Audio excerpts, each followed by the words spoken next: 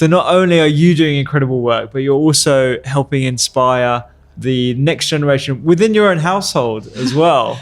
Well, all I have to do is just show him your cookbook. Oh, okay, yeah. Even on the nutrition course, a lot of it is guided by industry and not so much about health, science and nutrition. But in terms of where we're lacking, there's been mainly female presence at this conference and also in just the whole space in general. One of the things I'm proudest of at Penny Brohn is this multidisciplinary approach. So we can all work together to kind of make sure that whoever you are, you will find something that feels interesting, appropriate, and really importantly, enjoyable to do. You know, a cancer journey is often filled with a lot of things that you'd really rather not be doing. And we can start to feel like, what would you like to be doing? We can start to bring back some of that positive experience. Some people think of resilience as physical fitness, and that is a part of it. But actually, there's your emotional resilience, there's your mental resilience, and there's the kind of we call it spirit at Penny Brohn, but often people think of it as kind of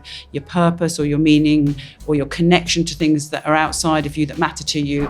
And you know, love is a big word there as well, but the more topped up you can feel with things that you love, things or people or places, actually that prepares you for future challenges. Today I have the absolute pleasure of chatting with Dr. Catherine Zollman about everything to do with integrative cancer therapy. Dr. Zollman has been a doctor for many years. She's trained at medical oncology level to registrar level, and she's also a GP and involved in clinical commissioning as well. She is the medical lead for the cancer charity, the Penny Brohn, which is based in the UK in Bristol. It's a fantastic organisation, and the links to which are all down below. They've got a wonderful set of resources for anyone that's experiencing cancer or has experienced cancer, and lots of ways in which you can interact with them as well. You're going to find this episode really inspiring. Catherine is just an absolute beam of positive energy, and you'll find out a lot more about her in previous episodes as well. Episode 72 is when I chatted to Catherine for the first time on the podcast. And if you're interested in a wider range of podcasts on cancer therapies, I've put the links to those below as well, including podcasts on therapies, on diet, and on exercise as well. But for now, please enjoy my conversation with Dr. Catherine. Doctor's Kitchen. Recipes, health, lifestyle. So, Catherine, I see you brought some with you. Yes, snuck in my son, who has been a student volunteer at the conference, and Luke's a first year nutrition and psychology joint honours student at Newcastle. Great. So really excited about all of this.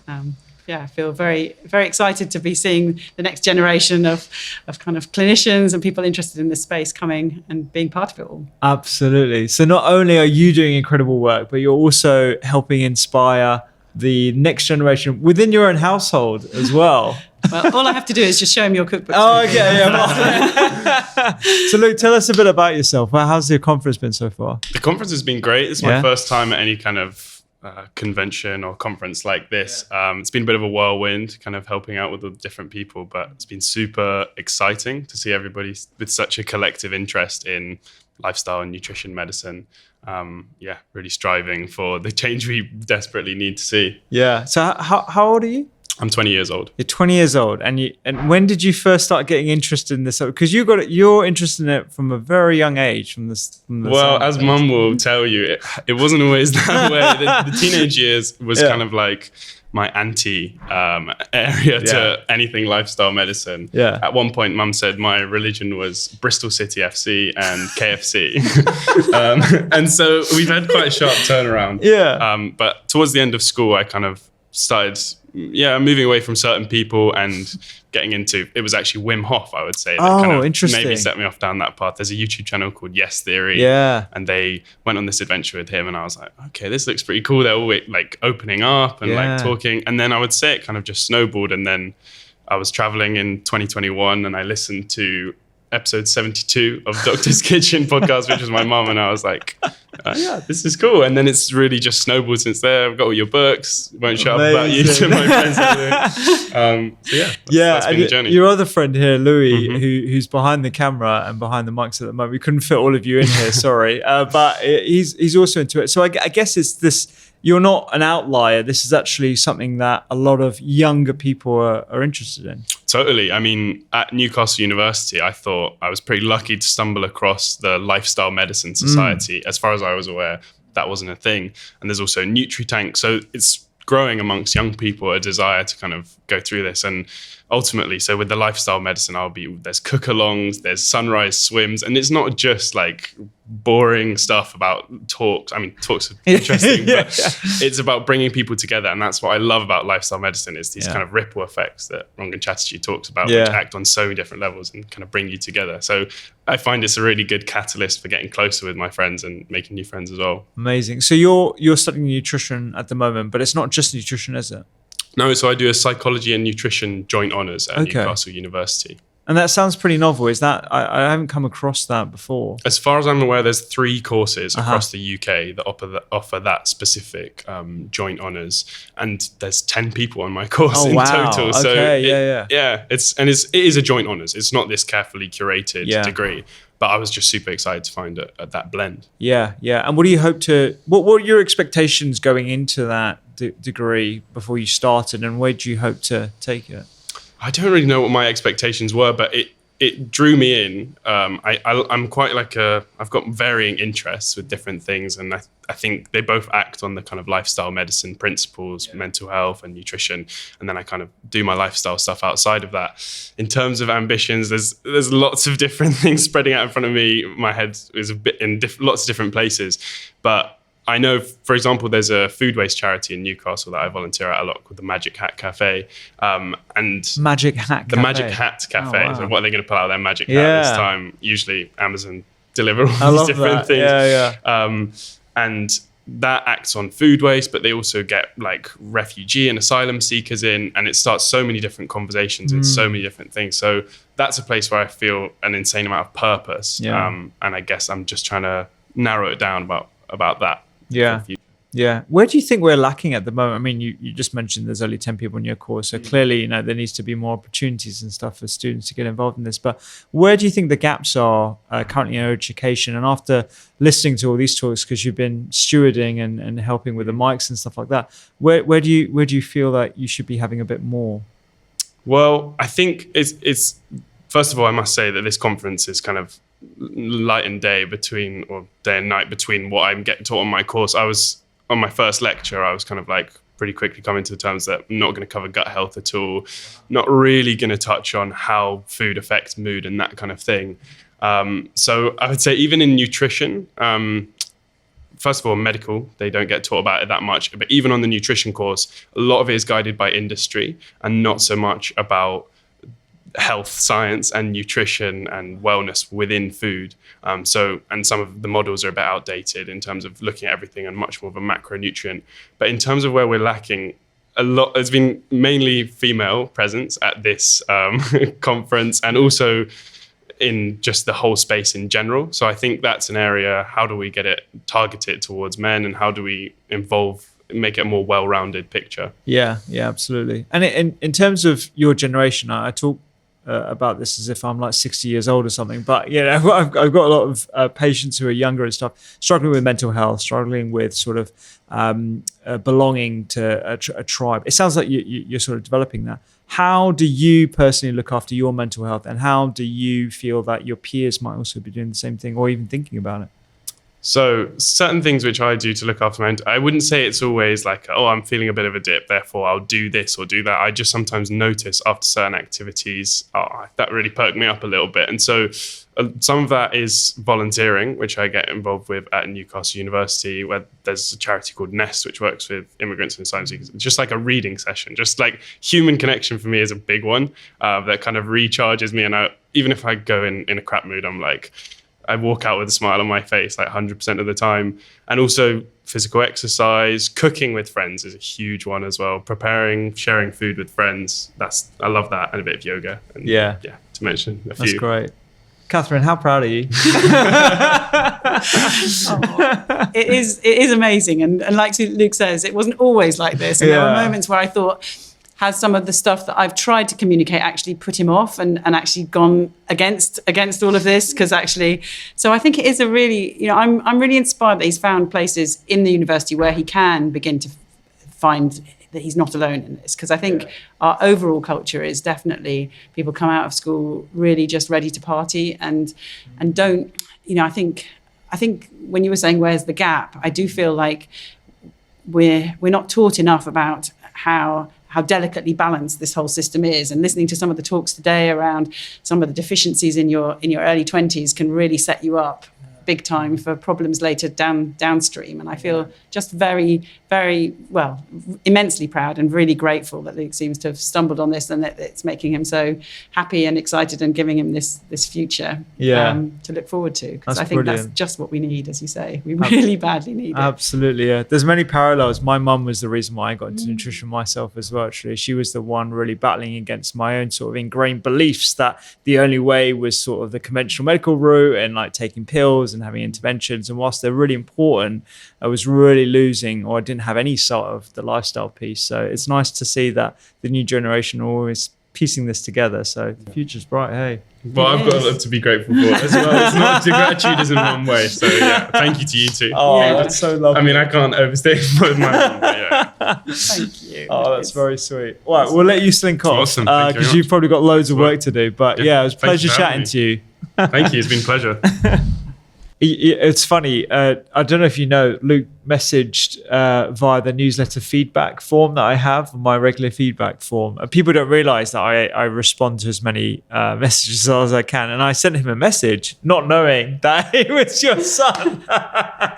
And I think he sent one back saying, "Oh, by the way, I'm Catherine's son. I'm going to see you at the conference." I just thought it was so sweet. Oh, you didn't say that crazy woman. No, I didn't say that. So look, the last time you were on, we talked about Penny Brohn. I've worked with you guys in the past. It's a wonderful, wonderful organisation. I always direct people towards your work.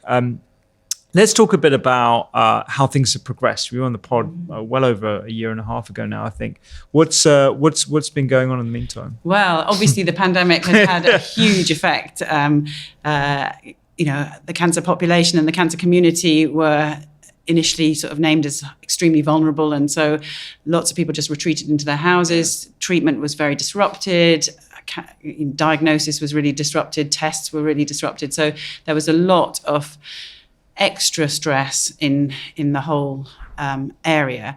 We obviously closed our building and went fully online to begin with, and we're just trying to support people. And really amazingly, within a matter of a couple of weeks, we got a lot of our services running online, so that we were able to offer that community and sort of professional support to people going through a very, very difficult time.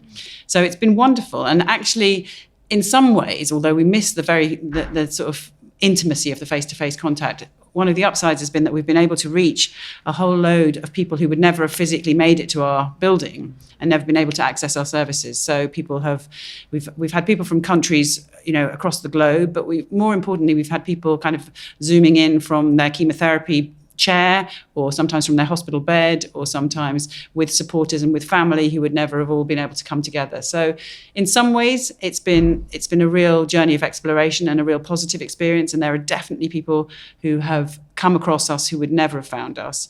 And the actual numbers of people that we're seeing have increased year on year, which has been brilliant, because the other thing that, of course, really affected us as a charity is our fundraising activities, which were all sort of in-person group events. And so we've had a real shortfall in our funding and have had to sadly lose an awful lot of really experienced, wonderful staff.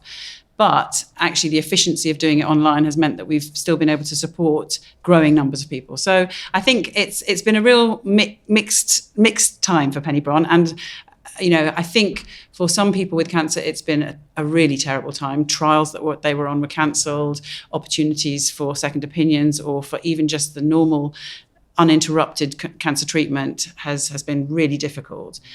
But for others, there has been this kind of reaching out to sources of support. A lot more has gone online. And in fact, some people in the cancer community were saying that actually as lockdown eased and people were going back out, that was almost more difficult for them, because during the pandemic, they were kind of saying, well, welcome to my world, because I've been on treatment. I've had to be isolating myself anyway. Now everybody's in that situation. There's so much more available. And as people who haven't necessarily been so vulnerable have kind of gone back to work, gone back to meeting people physically, that's produced a sort of, it was fear of missing out, but then it turned into fear of going out kind of. So I think it's a really interesting time.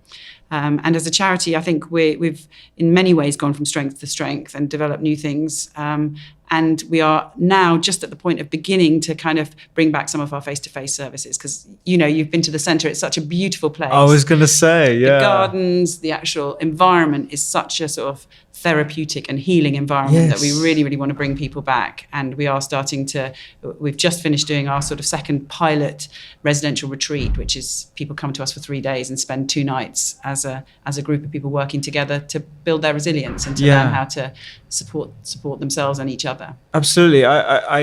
I remember that vividly, and I think it would have been a real loss for your clients coming there and, you know, not being able to experience those walks in the garden or the centres you got there, the exercise room, I believe there was I remember when we had our first session with one of the nutritionists there, it was in a painting area. Yeah, and just like, you know, art the room smell it was. And a wonderful cookery demonstration room as well, where people can actually really smell and taste and actually experience the food being created rather than just being told this is a good thing to eat. Exactly. It's actually seeing it come to life. Yeah. In that. So we're gradually bringing that back, but it is a real tension because we don't want to lose the benefits of the online services as well. I was going to ask you about that. So you must have found, like a lot of companies, a lot of organizations, the benefits of going online as well in such a way that you can scale up your activities. What sort of services have you found have actually maybe not improved, but been just as effective,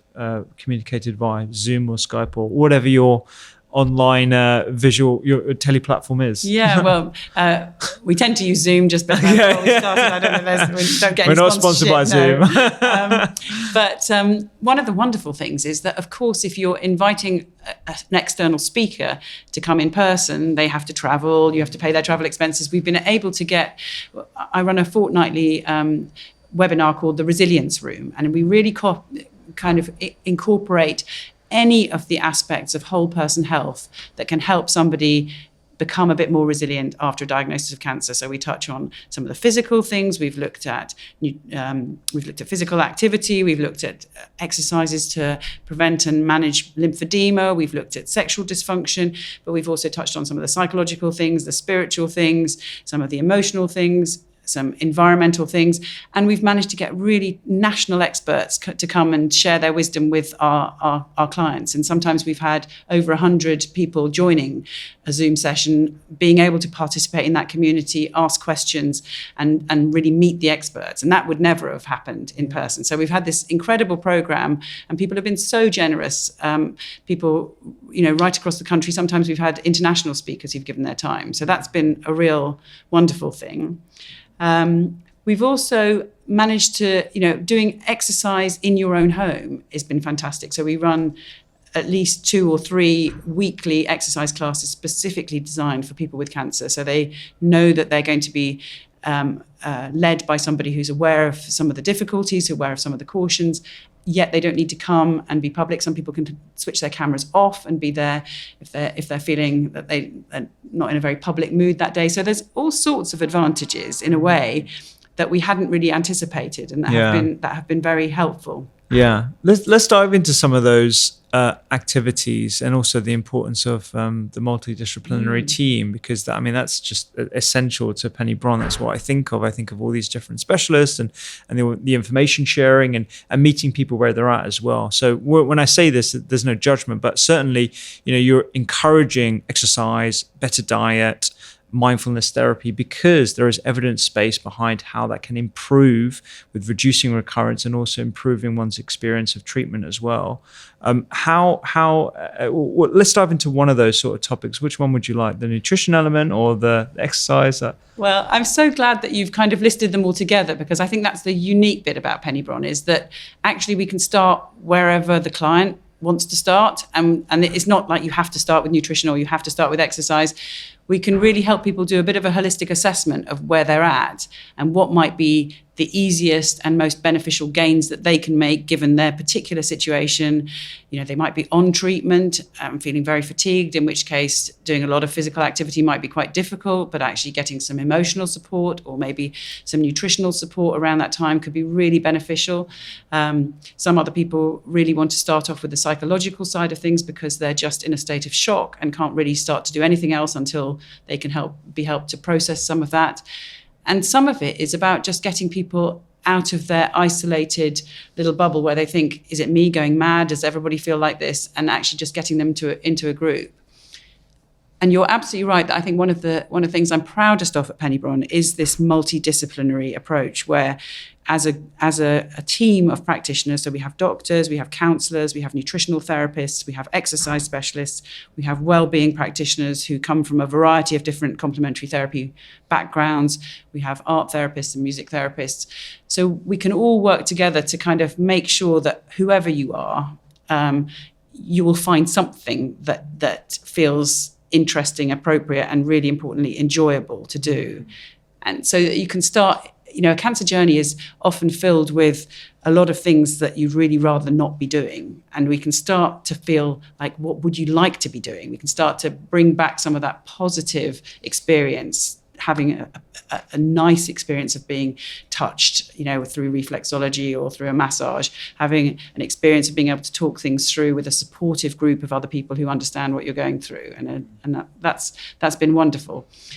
But we can do a deep dive. I think each of them has their merits. And the other thing is that I think when you do a little bit of each, then actually you start to get what I'd call a real synergy there, that actually each one adds up to more than the sum of the parts, if you see what I mean. So, and I think it stops us diving down into one rabbit hole, because I don't know, you might have had this experience, but sometimes when people get very excited about nutrition, they can sort of, everything else can go out the window, and and then it can, especially in the cancer field, it can start to become super stressful, where people are thinking, I might be doing the wrong thing. Is there somebody doing something better? Had I better spend another couple of hours trying to, Google search the right thing, and then you get confusing and conflicting advice. And I know that you've spoken about let's try and make it simple. Let's bring it back to basics, and I think that's so important. And let's also take the weight. Your nutrition doesn't have to be perfect. It doesn't even have to, we don't even need to focus on that today. If there's something more important or something more enjoyable or more sustainable that you can do, and any area that you can increase your resilience in a tiny bit, I keep saying it will feed into the same pot. It actually, if all you can do today is actually ring a friend or take your dog for a walk or read a nice book that brings a smile to your face, that's resilience building, and that's fine. Or just, write 3 things that you're grateful for. All of those things count. And then maybe tomorrow you'll do something different, and that will help too. Absolutely. Yeah. Look, before we actually go into nutrition and exercise and the different various modes and what might be more effective than another, I think some people might be listening to this and thinking, this just sounds like such an idyllic place, and I would love to have my treatment there, or I would have loved to have access to this information, let alone like the center itself. Where are the frustrations and the barriers for you as to why this isn't just the norm in terms of cancer therapy? I mean, it sounds very expensive from my perspective. It sounds very labor intensive. It sounds very inaccessible for, if just thinking about the waiting list of cancer patients right now to get the conventional treatment, let alone the added benefits of all the elements that you've just mentioned. Well, this is another of my passions, is that I think integrative cancer care doesn't need to be expensive. I mean, I know there are an awful lot of expensive tests you can do and expensive supplements that you can buy and expensive treatments that are unfortunately only available in the private sector. But actually, there is huge gains, and the evidence is really strong around things like being a bit more physically active, being a bit less sedentary, being a bit, practicing some mindfulness techniques, breathing in a different way, improving your diet in ways which actually can mean that your food is cheaper rather than more expensive. So cutting out some of the processed things, going back to basics, but it doesn't need to be expensive, very, very sort of niche products at all. It can be simple vegetables, fruits, whole grains, those sorts of things, which actually end up, for many, many people, once you know how to prepare them, actually a lot cheaper. So I think it's frustrating that a lot of people think it's expensive, and often it really isn't. It's frustrating that I think a lot of people in the cancer sort of healthcare professions feel that people have got enough on their plates and don't want to burden them with something extra, like now we're going to talk to you about lifestyle. But they don't realise that actually a lot of people who are going through a cancer journey feel very helpless and very out of control and desperate to do anything they can. They feel very passive and like they're part of a sort of bit just on a roller coaster being taken in a direction where they have absolutely no agency. And so for a lot of people who come across our services and start to engage, I think that feeling of actually getting back into the co-pilot seat, you are the center of your own health creation team, really, as a patient, and you should always feel that way. And it upsets me that people often feel like cancer is such a scary and high-tech condition, and there's a whole industry around it that people feel, I'll just leave it to the experts. And actually, the evidence is just that taking that step to take a little bit more control actually has really positive beneficial effects on your experience and your outcomes as well. So I think there's a frustration that I think if it's done in the right way, people don't need to feel burdened by it. In fact, it can feel like a real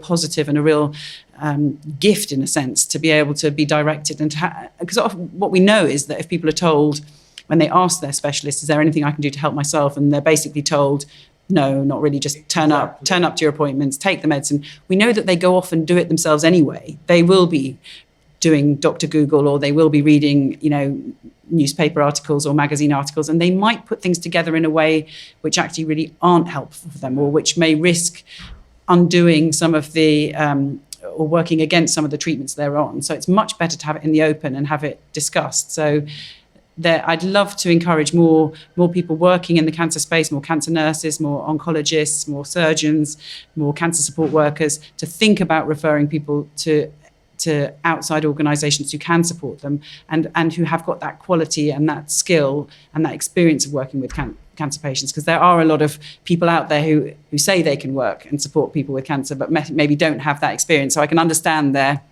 reticence to kind of just refer to anybody. But there are now organisations, a growing number of organisations, who really do have the skills and the expertise and who can work alongside and who work respectfully alongside whatever treatments people are having, to make sure that any advice we give actually just helps those treatments work more effectively rather than undermines them in any way. Yeah, absolutely. And I think people have had an experience where they feel patronised, or it's a quite naive sort of viewpoint that you just turn up to your appointments, you just come for your therapy, you go home and rest, you don't need to exercise, you don't need to change your diet, make sure you maintain your weight, here's some whipped cream sort of thing with added sugar. And I spoke with Sheila Dillon, actually, who's very bravely shared her journey with cancer over the last few years, actually, in the food program. She did a show on it in 2013.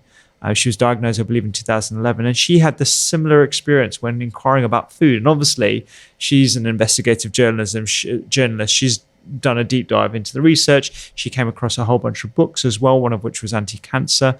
I wonder if there are some principles that we could talk about when it comes to changing one's diet for one that might be anti-cancer or cancer supportive during treatment and to prevent recurrence. And also, we'll start off with that, actually, before I dive into too much nuance. Yeah. Well, I think the general principles of an anti-cancer diet are really the general principles of a healthy diet that suits you and your individual constitution, just like we'd be talking about a diet, for preventing cardiovascular disease, preventing dementia, preventing other sorts of inflammation, because at the bottom of it, really, we're talking about a good anti-inflammatory, whole food, plant-rich diet with as little as possible in terms of processed foods. And by that, I mean the sort of ultra-processed foods. I think people often read that as, well, I can't buy a ready meal. But actually, there's ready meals, and there's, a fresh made-up soup that's contains,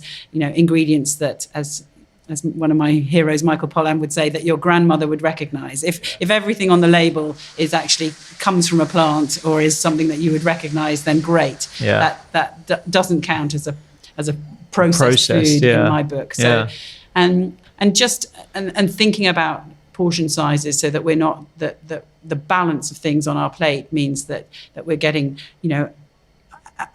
in an ideal world, if fiber isn't a problem and you haven't been told to go on a low residue diet, then at least half the plate being those kind of colourful veggies and whole grains and fruits. And then there are some specific herbs and spices that we know have the research tells us are very active, anti-inflammatory, anti-angiogenesis, which is the kind of cancer sometimes feeds itself by creating new blood vessels, and there are some very powerful foods that sources of chemicals that will damp down those processes. So things like the chemicals contained in broccoli, in turmeric, in ginger, garlic. These are all wonderful things to include, but many spices. Really, the other thing about our Penny Brohn healthy eating plate is that we have an area right in the middle for herbs and spices, and just saying that actually they are so nutrient dense and so rich in many of the polyphenols that we're finding new research is turning up all the time. The anthocyanins from your purple berries, the resveratrols from your grape skins, and a little bit of red wine, a little bit of dark chocolate. Eating in this way is actually really pleasurable. There's no need for any deprivation or sense of sort of punishment about it. It's really what can we add in to the diet to make it really nourishing and really enjoyable. Yes, absolutely. And all those sort of elements as you're mentioning them, I'm just imagining the chapter in my book From Eat to Beat Illness, on specifically looking at oncology and angiogenesis. And I think those are fantastic general principles of whole food, minimally processed, and adding lots of herbs and spices because of all those different effects that you mentioned.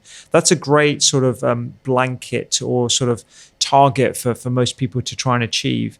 Do you think, as we're at the personalized medicine conference here, do you think there is a role for metabolic oncology where one's diet can be personalized according to their individual blood sugar responses, perhaps an introduction of certain types of probiotics or symbiotics, if you like, to optimize their gut flora so that can potentially have an impact on whatever treatment regime they're on? Are there more targeted sort of ways that you see being introduced going forward? It's a really good question, and I think at the stage, obviously I work for a charity, and one of our absolute aims is to make our advice accessible to all and not dependent on financial or other sort of social determinants.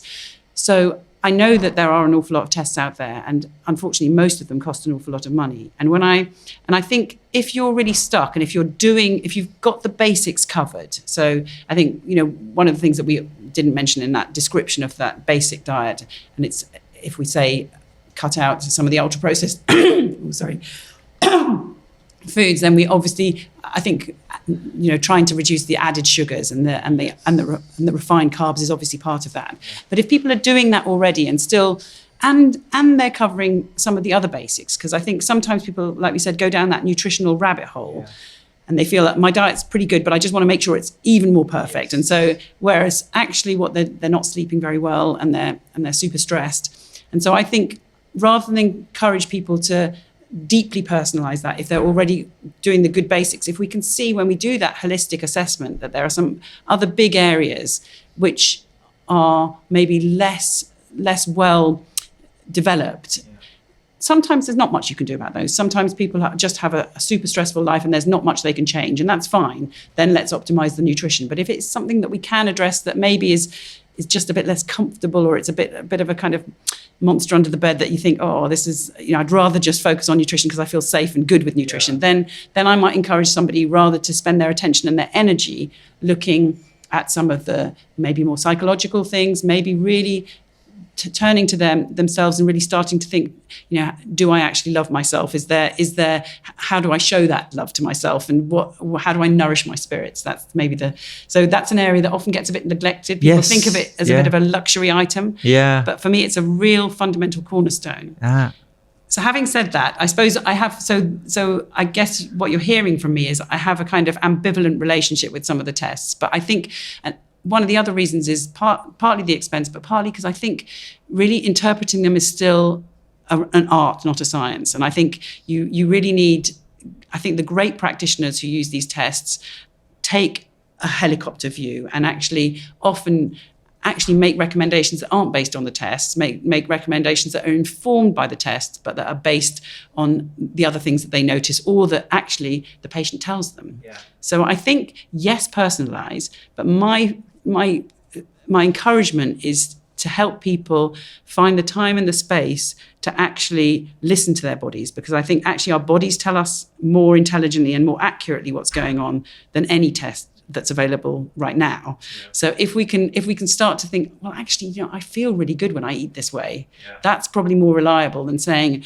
oh, your serum rhubarb has shifted 2 points, because sometimes the abnormalities on a test like that are significant. Sometimes they're really not significant. And I think we can go chasing all sorts of kind of red herrings if we're not careful. So I think, yes, absolutely we need to personalize cancer care. But for me, that doesn't necessarily mean lots of high-tech tests. I think personalizing for me means what matters to you.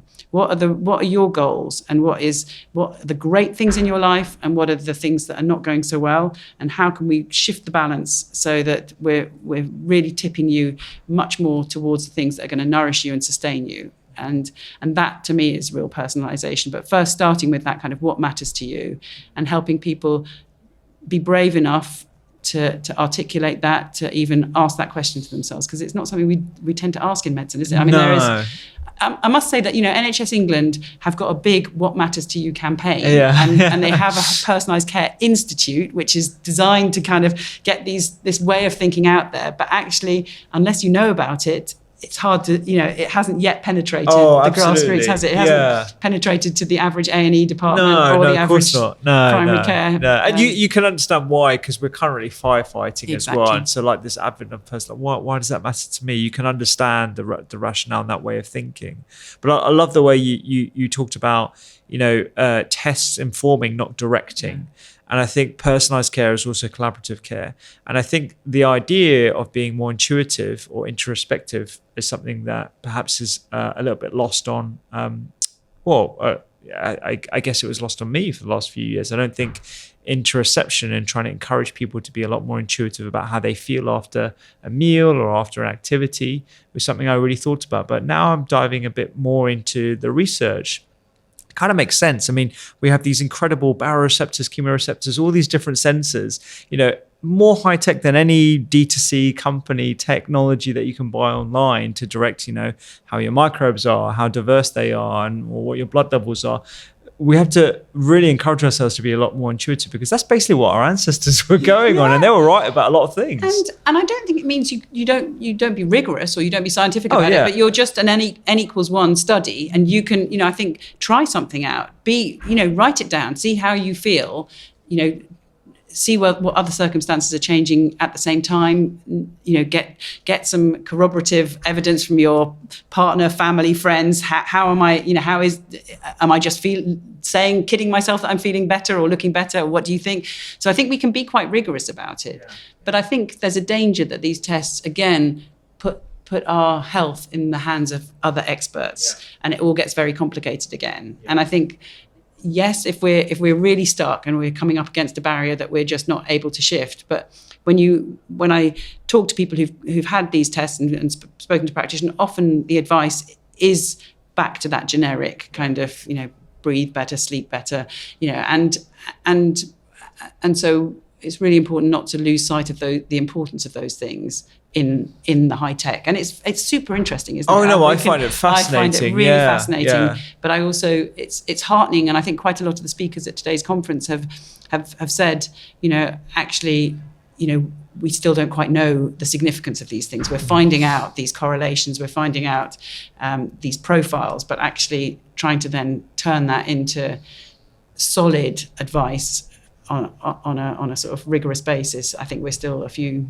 years, maybe years. Off, maybe decades. I'm not sure. But progress is being so fast. But you never know. With exercise, on that note, we've ticked off nutrition to an extent. Exercise, if I had a patient or I had a colleague, and I guess it really depends on the type of cancer we're talking about and the stage and the pre-existing activity levels of that individual. But which exercises do you feel have the biggest impact or the biggest bang for buck? Let's say. And I know it's very hard to say, it's Pilates 100%. It's everything is contextual. But which ones do you think in general? Well, it's a really good question, and I think again, I would say we need to personalize our exercise prescriptions too, and be quite dynamic and fluid, because we want to start off where people are and not give them some kind of unreachable target. This is what you should be aiming for, because a lot of people that because will put them off. The current NHS guidelines, 75 minutes or 150 minutes.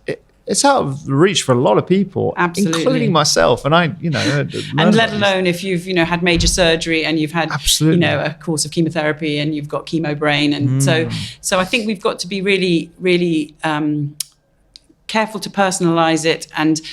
But I think one of the things that is really clear is that it's again that mixed, almost I think a rainbow of exercise. So we know that cardiovascular, cardiorespiratory fitness plays a big part, but we also know that muscle strength is hugely important. And so exercises that either combine those two or different exercises that touch those things.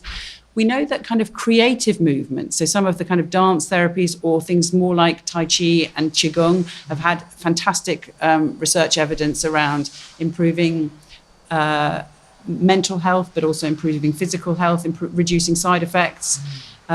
So I really like this idea of a combination approach, but it absolutely does need to take into account some cardiovascular fitness and some muscle strength. Now, a lot of people with cancer will also end up having problems with potential late complications with bone health. And so there's thinking about bone health in your exercise prescription and program as well. So we really want to be doing some weight-bearing exercise as well. And we want to be thinking about balance and flexibility to reduce the risk of falls. So a lot of this is actually, there are different types of exercise for different things. And there are a few, you've mentioned Pilates. Yoga is one of the most studied in the cancer field. And some types of those yoga and Pilates actually incorporate a whole range of those things. So they're great because they almost are a rainbow of exercises. Yeah.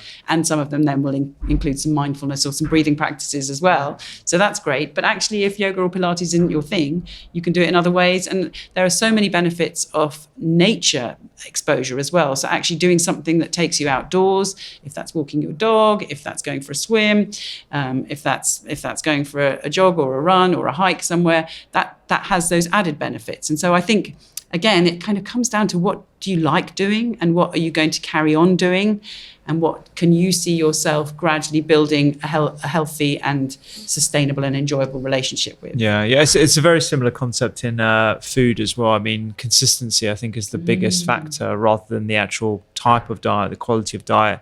And I think, even though you might argue weight-bearing exercises or doing squats is great, if you don't like doing that and you can't bear to do it and you'd much rather do something else like a walk or a run, and you're going to be a lot more consistent with that, that's definitely going to have more of an effect.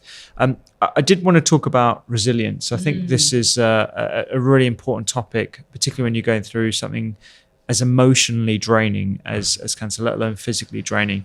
You've got a really lovely slide that we're going to put on our show notes as well here. I wonder if you could talk a bit about the way in which you approach the whole person, the mind, the emotions, the body, the spirit. I mean, we talked a lot about the body here, but not really much about the other three. And it's fundamental. So we talk about our approach as an approach that can really help you build whole person resilience. And I think of resilience as our capacity to respond constructively in the face of challenge. And sometimes that can be a kind of like aiming to bounce back to where you were, although we really talk about, and many people who've been on a cancer journey themselves would say that you don't bounce back to the old you. There is a kind of new normal that can emerge after a cancer experience, and helping people to feel as strong and replete and sort of well resourced in themselves. And it really does help to break that down and think. Some people think of resilience as physical fitness, and that is a part of it. But actually, there's your emotional resilience, there's your mental resilience, and there's the kind of we call it spirit at Penny Brohn, but often people think of it as kind of your purpose or your meaning or your connection to things that are outside of you that matter to you. And love is a big word there as well. But the more topped up you can feel with things that you love, things or people or places, actually that prepares you for future challenges and for challenges along the way. And we know that those are really important aspects of resilience. And then we can also build our sort of community resilience and the relationships, build resilience into those relationships, having good open conversations and connection with the people closest to us, but also with our wider communities. We can try and put ourselves in spaces and places that help us be resilient as well. And we can try and also sort out some of the practical issues, so money and work, and help us find our way of best relating to those sorts of things. And we won't be, again, I think the lovely thing is that we can, as long as we're aware of all those aspects of resilience, we don't have to do them all, and we don't have to do them all at once, and we can start where we want to, but they all do feed into that same bucket of resilience as the same tank, which really fuels us. And it is incredible that some people, when the cancer is the opportunity for them to start thinking about this sort of thing in a way that maybe they've never thought before. And sometimes not always at all, but sometimes people do really say, if it wasn't for the cancer, I would never have done X, Y, or Z, which has made my life so much richer, which has made me feel so much better. It's taken me in a new direction because I suddenly see the value of these sorts of things. So I think resilience is a great word. It doesn't necessarily mean being like a rubber ball which bounces back to its old shape. In fact, sometimes it is. I've read the work of Chris Johnston, who's written a wonderful book called 7 Ways to Build Resilience. And one of his metaphors is that sometimes you drop a vase, you break it, and you can kind of put it back into a new shape, which actually is even more beautiful than the original vase. So it's not about rigidly sticking to old forms and old patterns, but it's about creating new patterns and being courageous enough and well supported enough, I think, to do that. Yeah, it's like you're communicating with me telepathically here, because I was literally just thinking about kintsugi, which is that Japanese art form of breaking the vase and then patching it up with gold lining so it looks even more beautiful and incredible. I haven't actually done that. I need to do that because I'd love to have one of those vases. But I think the enriching experience of doing it myself would be awesome. And I'm so glad you said that about certain patients' experiences of it being not necessarily net positive, but certainly enriching thereafter. Most people think about cancer as something gravely negative, and whilst it is horrific, some people, if you have that growth mindset, can really look at it in a different light. And as you're talking about all these different things, one's diet, one's movement, one's psychology, one's ability to be resilient, these are things that I think most people need to think about regardless. Exactly. Looking at this diagram, that financial issues, time restriction, the loss of sort of the emotional buoyancy. Honestly, I think that there is a lot that people can learn from listening to this and actually learning a lot more about resilience, regardless of a diagnosis at all. I completely agree. And it was really interesting, actually, when the COVID pandemic sort of really hit and a lot of our community came online. In some ways, they felt better prepared for COVID because they felt, I'm already looking after myself and I'm already actually doing a lot of things which I know will help build my resilience. And really interestingly, the cancer community, although in the initial phases, they were kind of like, this might be one of the high risk factors. Actually, it didn't turn out to be half as high risk as some of the other actual lifestyle illnesses like blood pressure and obesity and things. So I wonder whether that is, related, but certainly in terms of, psychology, people were already taking vitamin D, had already looked into some of, were already exercising, knew how to exercise indoors. So I think you're absolutely right.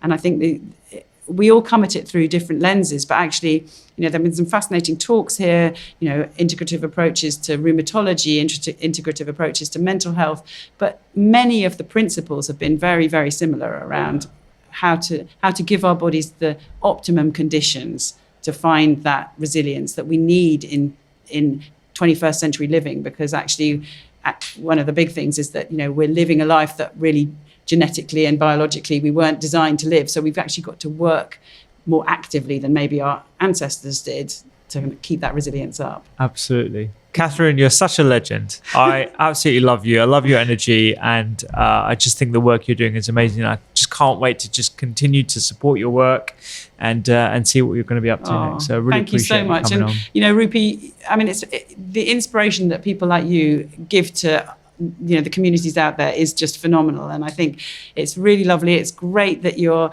reaching out into communities. You're using your platform to kind of champion these things, because I think it makes so much of a difference. I can't tell you how heartening it is when people hear it just from one place. It's a bit difficult to trust when they start hearing it from multiple different angles and everybody starts saying the same things. And I love that about your approach, is that you're always trying to find the common ground. And sort of, although you get nice and geeky and interested in the new developments, it's always okay. So how do we bring this back to actual real people in their lives? And that's just fantastic. So thank you so much for all the work you do. I appreciate that. That's so lovely of you to say. Thank you. If you enjoyed that video, you will love the library of content that we have on doctorskitchen.com. Make sure you hit subscribe, and we have podcasts in our library on brain health, well-being, supplements, and lots more. Have a wonderful day.